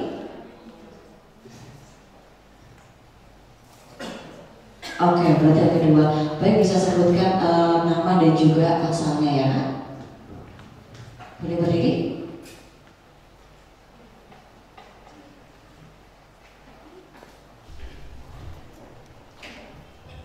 Ya, nama saya Amira Farnisa. Saya berasal dari isi Jogja, di Seni Murni. Nah, jadi ibu saya memanggilkan saya untuk datang ke sini.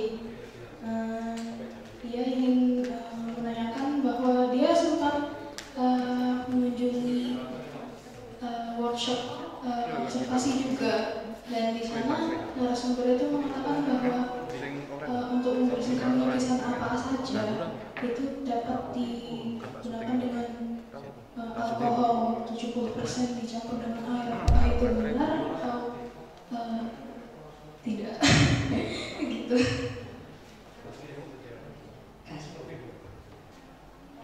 Baik, terima kasih Kak Amira. Kita tampung dulu pertanyaannya ya Pak ya. Kita lanjutkan untuk yang penanya kedua. Silakan. Ya, terima kasih kesempatannya. Nama saya Septan. Saya tidak bertanya, tapi menceritakan pengalaman saya saja ya. Waktu itu saya kan jalan ke Borobudur. Itu banyak patternnya kan hilang ya. Pattern di stukannya banyak kepala yang hilang. Saya tanya di sana ke orang-orang di sana yang ada balainya itu. Menurut mereka itu kepalanya ada beberapa yang disimpan di museum di Metro di New York. Jadi di museum di Amerika itu ada kepala-kepala dari Borobudur, ada yang di sana. Nah, menurut orang-orang balai itu istilahnya itu bukan konservasi tapi pembalai.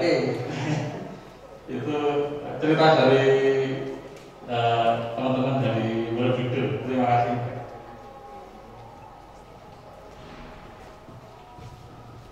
Baik, terima kasih Mas Seta dan juga Mbak Namira. Monggo bisa ditanggapi dulu oleh siapa untuk yang pertama pertanyaan? Ya baik, Mas Temur, saya dari usia memang paling tua, Prabu juga sudah putih dari usia. Tapi dari sisi pengalaman di konservasi saya paling dunia. Jadi nanti yang upload itu biar nanti Mas Temur punya saksi saja, saya roto. Ya, Mbak Amira, tadi sudah saya jelaskan, ketika ada info atau pengalaman sendiri 70%, kita stres saja seperti tadi, ikuti SOP ini 10% hilang. Kemudian 12% atau apa. Karena setiap lukisan itu pasti berbeda dan mengalami hal yang berbeda juga.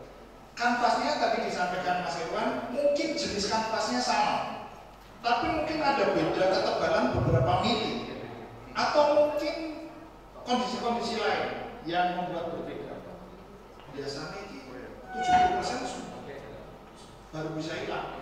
Kita kasih 70% malah hilang jadwalnya satu misalnya sampai itu kan apa? Amannya ikuti SOP dan yang paling ringan. Tadi mekanikalnya dan chemicalnya juga paling ringan.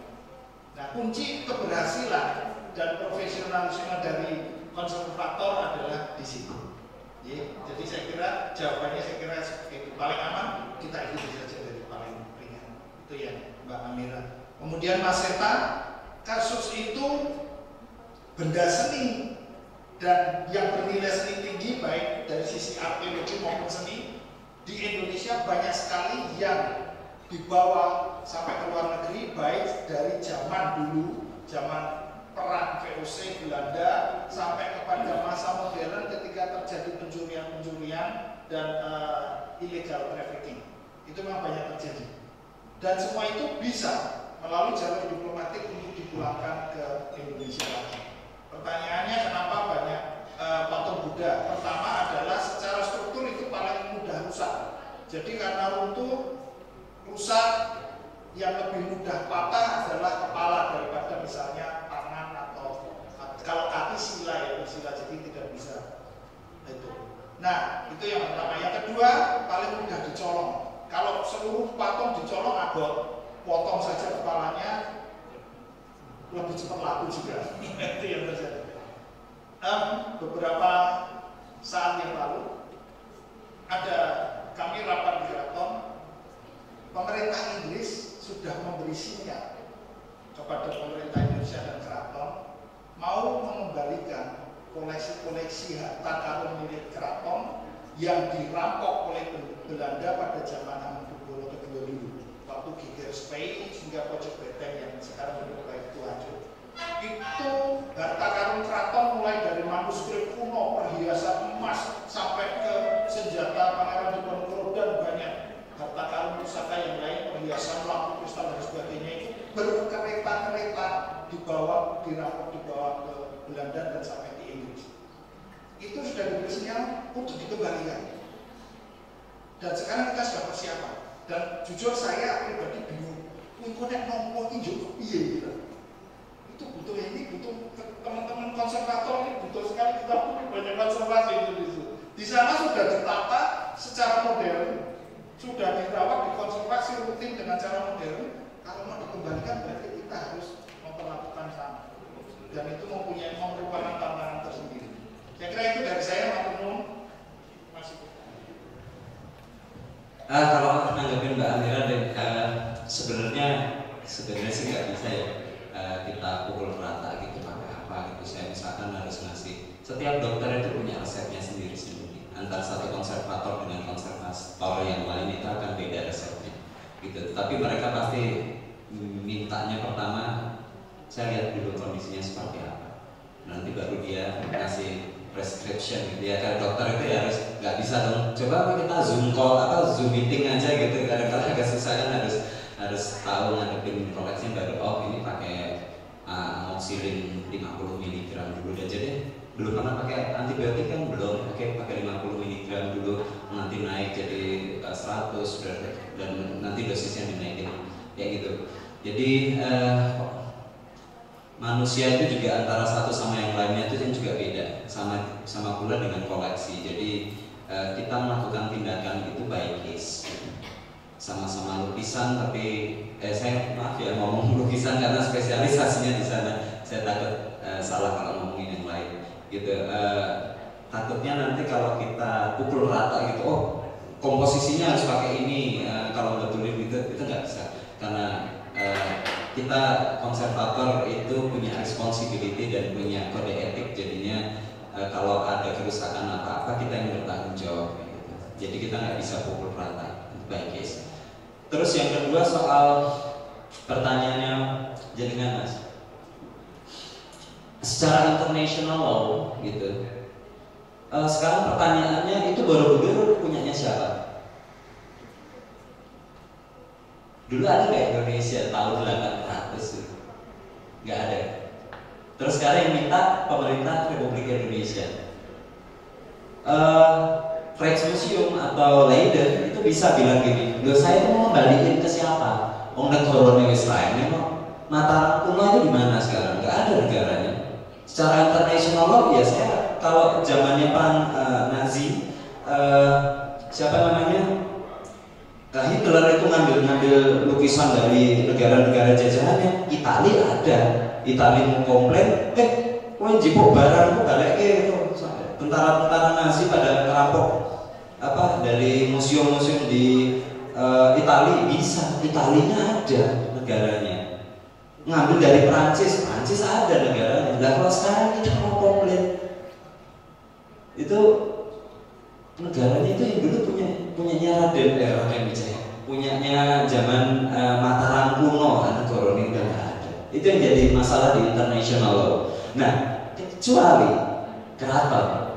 Nah kalau keraton minta, keratonnya masih ada, ada. Sultannya isi dari HB1 sampai HB10 sekarang turun temurun masih ada. Inggris mau ngasih, oh iya masih ada deh. Bukan negara dalam artian ininya ya, bukan kayak Indonesia, tapi yang punya itu masih ada nggak sih? Ada. Nah kalau sekarang kepalanya Buddha yang ada di Balai Lelang Kristi balik milik sopo. Indonesia belum ada tahun 800, baru muncul 45 itu baru merdeka. Setelah 45 baru bisa dikembalikan itu secara hukum internasional kayak gitu. Makanya akhirnya pendekatannya adalah pendekatan diplomatik. Ya, oke lah negaranya nggak ada kan, tapi orang-orangnya tetap kita. Negara-negaranya juga itu di Pulau Jawa, Borobudurnya ada di Indonesia. Ya udahlah kita pendekatan diplomatik. Itu tuh ada UNESCO itu yang nanti akan memadai di situ. Gitu Mas. Jadi itu kendala. Tapi ini di luar konservasi yaitu masalah internasional hukum ya jadinya. Di museum sendiri biasanya ada yang mengurusi hal itu gitu sendiri. Kalau konservator biasanya lebih ke ya tadi masalah koleksi kayak gitu. Kalau balikin koleksinya ya gue urusan administratif ya pokoknya wis bali mrene aku sing tugasnya ngerawat. Itu jadi tugas kita kayak gitu. Gitu. Iya. Saya mau menambahkan sesuatu yang kaitan pembersihannya. Jadi seringkali kita juga dengar dulu kalau bersih-bersih pakai roti tawar. Ada yang masih ingat kayak kalau ada orang ngomong gitu, nek masih lukisan kan roti tawar ditutul gitu kan. Itu menambah masalah, kalau menyelesaikan masalah dengan menambah masalah yang lebih besar nih Pak. Karena itu udah potensial untuk tambah jamuran dan tambah rusak berikutnya. Jadi yang paling dihindari untuk kita merawat lukisan, membersihkan adalah menambahi masalah. Nah, alkohol ini juga ada unsur-unsur penyerta ya Pak ya. Meskipun jamur mati dengan alkohol, tetapi alkohol itu hasil fermentasi. Di situ ada rasa, ada semacam gula ya Pak mungkin yang bisa muncul ya. Mungkin ahli kimia lebih tahu. Dan itu dalam prakteknya ketika saya beli alkohol, saya taruh sekarang di sini itu ada jamur yang muncul. Nah itu saya akhirnya hati-hati untuk menggunakan alkohol. Tetapi kita ngomong yang umum aja, maksudnya ketika orang tidak bisa bagaimana saya membersihkan yang secara sederhana dan relatif aman adalah jangan pernah menggunakan air mentah. Itu termasuk alat yang dipakai. Gunakan air yang pernah direbus sampai mendidih sehingga saya bilang tadi kalau ada sporanya sudah mati, kalau ada zat reniknya kayak bakteri-bakteri juga sudah mati, alat yang Anda mau pakai juga siram dengan air panas, kalau perlu direbus, itu baru nanti dibersihkan pelan-pelan. Nah setelah dibersihkan itu, kalau dalam kondisi kita biasa seperti ini ya bisa diangin-angin sehingga kadar airnya nanti menguap cepat kering. Jadi jangan bersihin malam hari terus agak sampai subuh besoknya hujan 3 hari, wah masalah lagi itu. Jadi sebaiknya membersihkan itu pada saat Anda bisa mengeringkan di saat itu juga. Misalnya ya pagi, ya siang atau sore itu apa-apa ya. Tidak dalam musim hujan. Itu nanti repot juga nanti. Air yang sudah pernah direbus karena itu aman. Tapi juga pilihlah air yang terbaik. Tapi kalau bisa gunakan air suling. Air suling itu bahasa lainnya apa? Aquades itu air yang sudah direbus tapi diuapkan kemudian dibekukan lagi, dicairkan. Saya kira itu yang saya sampaikan. Monggo silakan.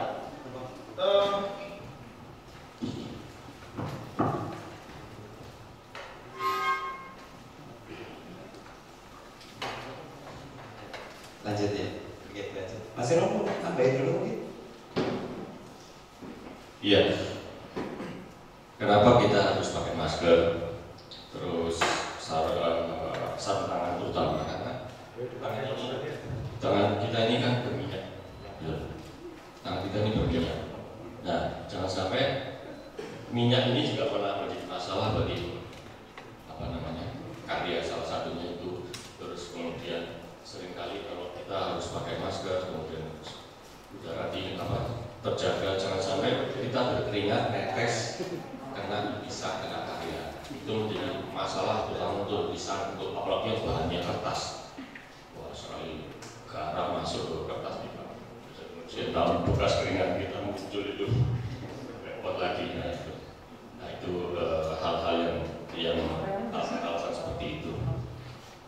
Terus apalagi masker yang untuk melindungi supaya kita tidak terlalu mengenal ke karya. Jadi diusahakan memang seaman mungkin ya Mas ya. Apalagi Mas ya, kira-kira itu. Dan ruang restorasi kan kita melibatkan banyak zat kimia ini juga, nanti mungkin bisa dijelaskan oleh Mas Sigit. Ini juga banyak zat kimia yang sebenarnya punya risiko dalam tanda berbahaya. Sehingga biasanya ruangan restorasi itu agak terpisah. Sehingga kembali ke tadi waktu saya bilang pakai muisida untuk memakan merak roti mereka bisa kita ngejak lagi. Itu juga harus diperhatikan hal semacam itu. Makanya saya juga tanya tadi Masnya ahli kimia. Jadi setiap kita mau bersentuhan dengan zat kimia karena itu bisa berbahaya, termasuk positif negatifnya itu. Sebaiknya kalau mau jadi konservator, mau jadi restorator, tahu misalnya muisida langsung ini buat terus turun udaranya tidak ada sirkulasi terus jadi kok pusing terus apa wis makan wis ya kan kena keracunan ya Mas kayak gitu tuh. Jadi hal-hal dulu ada blokis itu suka nyentrik, suka sepele kayaknya ini kan ciri Mas itu tuh ekspresi sih lari kalau gue ini asik pol habis nyentriknya itu dia lukis ada bakul pecel itu bakul pecel Mbak beli pecelnya itu diingatin sama lukis yang lain wah kangen buat cuci tangan udah seniman cuci tangan makan udah tadi capek-capek nggak tahu apa catnya itu banyak kadmium. Nah jadi menggunakan cat yang menggunakan kadmium itu kan logam berat. Logam berat itu ketika ada isu beras mengandung kadmium itu kan geger ke Indonesia. Jadi dia kejang-kejang gara-gara kadmium yang tercampur minyak di bumbu dan lain-lain itu makan kayak gitu. Pentingnya pakai ini dan mengetahui bahan. Sementara itu aja dulu nanti masuk. Oke, teknisnya intinya sekarang teman-teman hati-hati aja karena kita akan pakai beberapa alat yang cukup. Kenapa tadi saya bilang dokter? Karena di sini peralatan dokter ada mulai dari dokter gigi. Kalau teman-teman suka ke dokter gigi pasti tidak lepas dari si arit satu ini yang menyebalkan. Terus ada skapol, ini visual dokter dan ini sangat tajam, jadi teman-teman harus responsibility-nya tinggi untuk menggunakan pisau ini. Pisaunya masih baru saya buka, jadi ini masih sangat tajam gitu. Nanti kita akan lihat berapa kondisinya, kita akan coba teman-teman kita bersihin ya, cuman karena terbatas jadi mungkin teman-teman gak puas, kita lanjut next time. Nah terus tadi kenapa saya di sini ada bahan ini.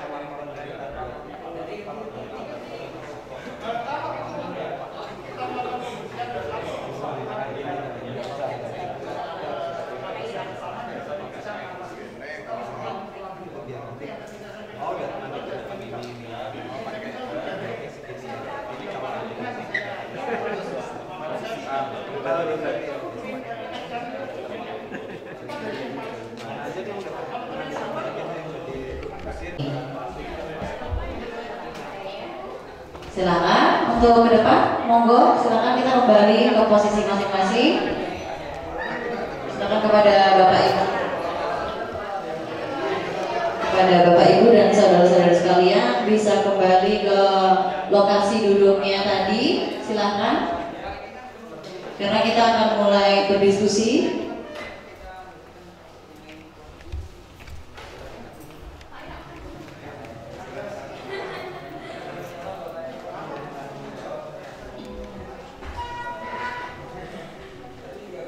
Nanti untuk setiap kelompok bisa saling menceritakan ya, nanti menceritakan salah satu perwakilan aja, menceritakan apa saja yang dilakukan selama proses lokakarya tadi, baik dari observasi, lalu perencanaannya, dan kira-kira apa saja yang sudah mulai dilakukan atau penanganan yang dilakukan pada karya yang tadi dibagi ke dalam kelompok 1 sampai dengan 5. Mari Pak Agung, Pak Irwan, dan juga Pak Sigit.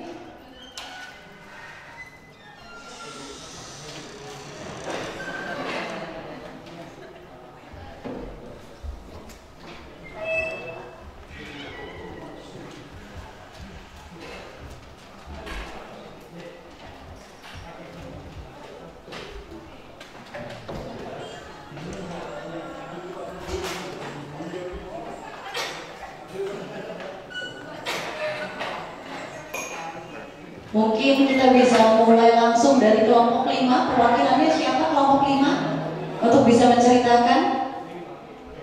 Monggo, mungkin bisa disebutkan namanya ya Mas ya. Monggo silakan. Mungkin tadi kira-kira step by step apa yang dilakukan, lalu observasi ataupun penanganan yang dilakukan. Monggo. Di sini aja. Assalamualaikum warahmatullahi wabarakatuh. Perkenalkan, nama saya Roni Siswa Ustiaji dari UNY. Kebetulan memang tertarik sekali terhadap konservasi karya seni rupa dan banyak ilmu yang telah kami pelajari di sini. Tadi memang prakteknya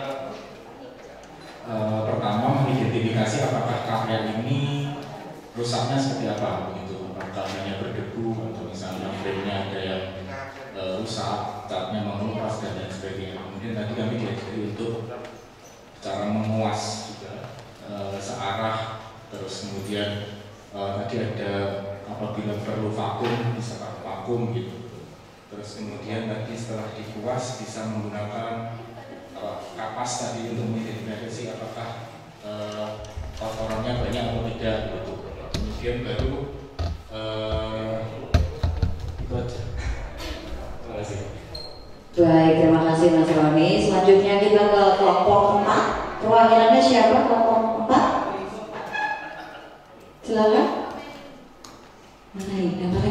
Mana nih? Oke, boleh nama dan menceritakan prosesnya ya Kak?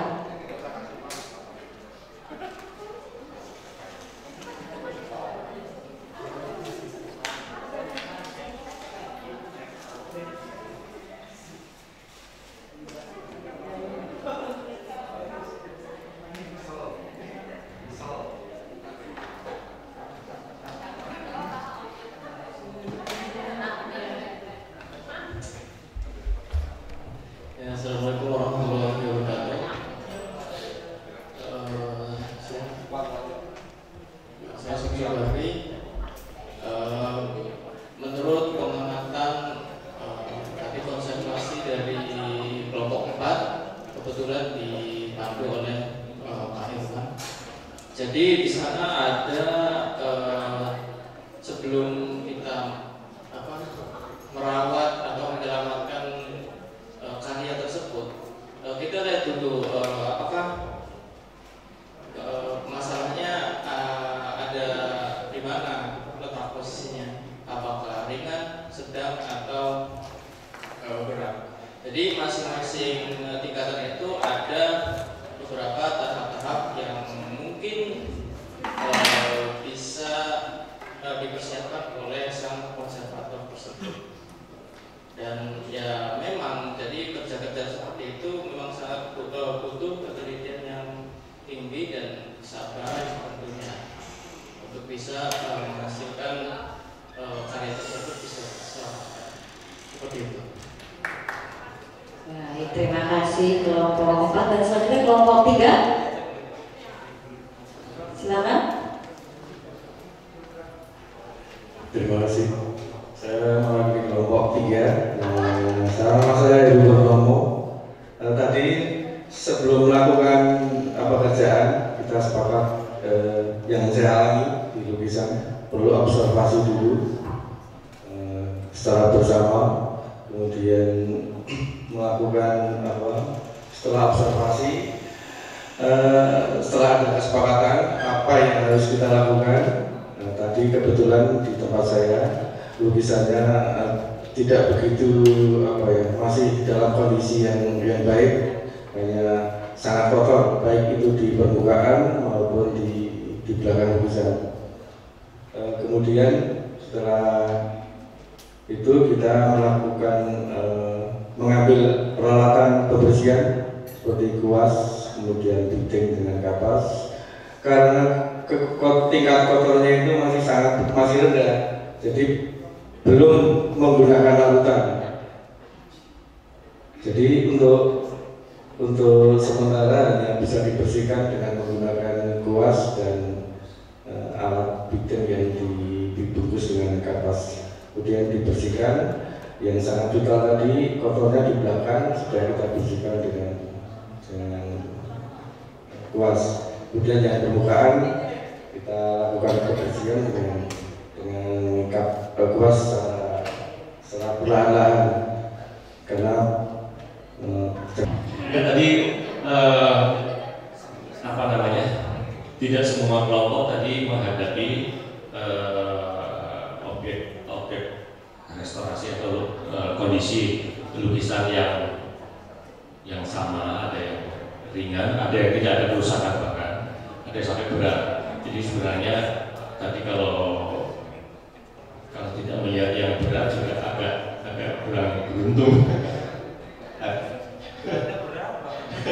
Karena sebenarnya kalau hanya membersihkan itu relatif ya asoy-asoy aja.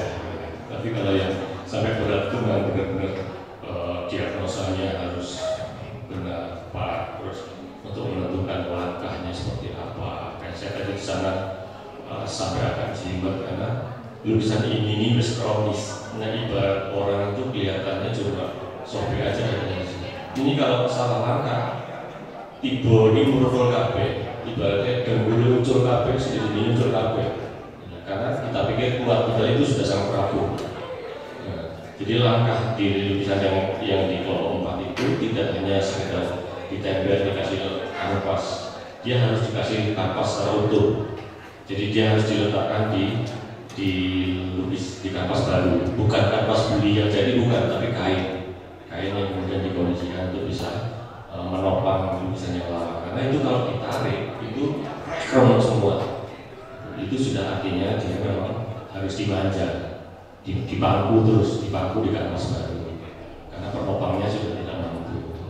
Tapi ada lukisan sobek, tapi kanvasnya masih kuat, misalnya sobek karena apa ya, karena pisau, karena cutter, atau jatuh karena pojokan meja, nah itu bisa disulam, bahkan tidak usah disulam. Kalau lebih repot lagi dipasi benangnya, beberapa itu nanti disambung benangnya nyambung ke sana, gitu. Jadi seperti tidak ada sambungan. Bahkan itu restorasi itu digunakan, termasuk yang di Jepang itu populer restorasi untuk kain, itu yang ada di video. Itu seperti itu kira-kira. Tapi bisa lebih ekstrim lagi, lebih sulam biasa, ya. Dan biasanya nimbun, itu nimbun. Nah, ini masalahnya wanibiro.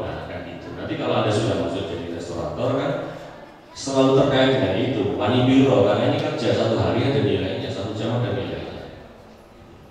Gak cuma bicara soal profesional, benar dan lain-lain. Nah, saya kira misalnya dengan kerja setahun dibayar 10 juta ya enggak, kan gitu. Ya kan, model yang nyumbang, ya gitu. Itu kita ngomong komplainnya restorasi itu kan nanti ada masalah negosiasi.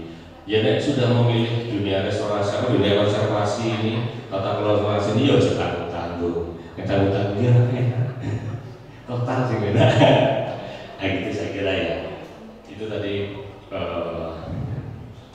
mungkin nanti mbaknya yang hanya membersihkan itu bisa tanya sama temannya yang lain yang kemudian tadi ya yang sampai terutama di bagian tempat sana sama bagian sana itu ilmunya banyak tadi di motor. Itu menjadi memancing Anda untuk gila ini penantangnya. Saya kira langsung ya. Ya, jadi pada intinya sih konservator ini bahasa Jawa ini gue khususnya turbo. Jadi harus sabar banget. Jadi biasanya sharing aja sih. Jadi biasanya hal-hal yang bikin gagal di kita memperbaiki koleksi itu adalah ketidaksabaran gitu. Jadi pengen cepat-cepat mulai gitu, cepat-cepat pulang atau pengen cepat-cepat selesai itu biasanya jadi terburu-buru dan akhirnya tidak maksimal. Jadi memang mengapa waktu itu saya cuma selama 3 minggu hampir 1 bulan itu cuman saya sebel banget waktu itu sama Bu Kartika gitu. Oh ini apa sih opo itu. Nah ternyata apa yang ingin diajarkan oleh beliau itu adalah oh iya ketika aku sudah sampai titik itu berarti aku sudah jenuh gitu. Karena aku sudah mikirnya pas sebulan 2 bulan seminggu gitu bentar lagi mau belajar restorasi nih, semangat. Minggu kedua oh iya saya tetap belajar ini. Ketiga larang-larang. Nah itu kan tingkat kejenuhan itu sudah semakin turun gitu. Nah yang ingin diajarkan oleh kejenuhannya meningkat, kejenuhannya itu sudah meningkat gitu. Jadi sabarannya itu sudah mulai hilang gitu. Dan sebenarnya itu yang ingin diajarkan supaya oh ya gimana saya juga selain kan tadi teman-teman sudah diajarin gimana caranya membersihkan secara konsisten ya. Itu juga tidak berlaku untuk kita bersihinnya, tapi juga kita harus diberlakukan kepada diri kita bagaimana kita menjaga kesabaran supaya konsisten gitu sabarnya. Ya udah kalau misalkan kita nggak bisa menarget ya sebenarnya koleksi itu tuh akan selesai dalam tadi ada yang nanya ya. Nah kalau kayak gini kira-kira selesainya dalam berapa lama ya? Aku nggak bisa jawab saya itu kondisi yang koleksi nomor 1 itu ya mungkin bisa 6 bulan, bisa 7 bulan, setahun mungkin. Dan itu harus dilaksanakan secara konsisten gitu, nggak udahlah udah dilem gitu terus tak tinggal. Kenapa? Yang ditakutkan tuh gini. Takutnya itu lemnya itu keburu kering gitu terus kita nggak bisa bertindak lebih jauh dari itu. Jadi makanya kenapa setiap satu pekerjaan itu harus kita selesaikan gitu. Apalagi kalau sudah konsolidasi itu Oke, kita tentukan sana bagian yang sini konsolidasi dulu. Soalnya ini kalau kering ditinggal gitu ya sama lah kayak teman-teman kalau misalkan pasang sol sepatu itu loh. Kan kita pasang iPhone sama iPhone gitu kan terus tunggu 5 menit gitu. Ora sabar langsung template lock gitu. Tinggal 5 menit jebol kayak gitu. Tapi kalau terlalu lama ya nggak nempel juga gitu loh. Jadi timingnya itu harus pas gitu. Makanya kenapa perencanaan dalam konservasi itu sangat harus. Ya udah kalau misalkan kamu nggak yakin jam 4 itu pengen pulang ya udah jangan nambah pekerjaan. Udah stop sampai porsinya gitu. Biar oke, jam 4 besok lanjut jam 4 pulang besok lagi lanjut lagi itu bagian yang di sini kayak gitu. Jadi jangan maksain. Kecuali emang pengen lembur di kantor itu sampai 3 hari 4 hari nggak boleh gitu. Ya itu lain cerita gitu. Tapi ya kira-kira gitu. Yang penting sabar gitu. Oke, itu aja deh. Saya masih membayangkan ini soalnya masih trauma yang koleksi nomor 1 ya. Jadi aduh parah banget ya. Tanggung jawab ini. Lah ini 3 bulan udah hasil ini. Baik, kita berikan tepuk tangan sekali lagi untuk 3 narasumber kita hari ini yang sudah mengalami pemakaran materi sampai dengan untuk eksekusi, mencoba penanganan dan juga mengetahui perawatan-perawatan atau pembacaan terhadap karya-karya yang menjadi koleksi dari Taman Budaya Yogyakarta. Baik, dan sebelum itu diinformasikan bahwa kita nanti akan tanggal 24 akan ada opening pameran koleksi Taman Budaya Yogyakarta. Jadi jangan lupa untuk bisa hadir juga ke Taman Budaya dan mengobservasi ya. Mungkin nanti diobservasi dari depan dari belakang ya. Diobservasi kira-kira bagaimana lukisannya dan juga mengetahui koleksi-koleksi yang ada di Taman Budaya Yogyakarta. Baik, sebelum kita selesai, mungkin kita bisa foto bersama terlebih dahulu. Jadi silakan teman-teman, rekan-rekan, Bapak Ibu bisa maju ke depan. Kita foto bersama terlebih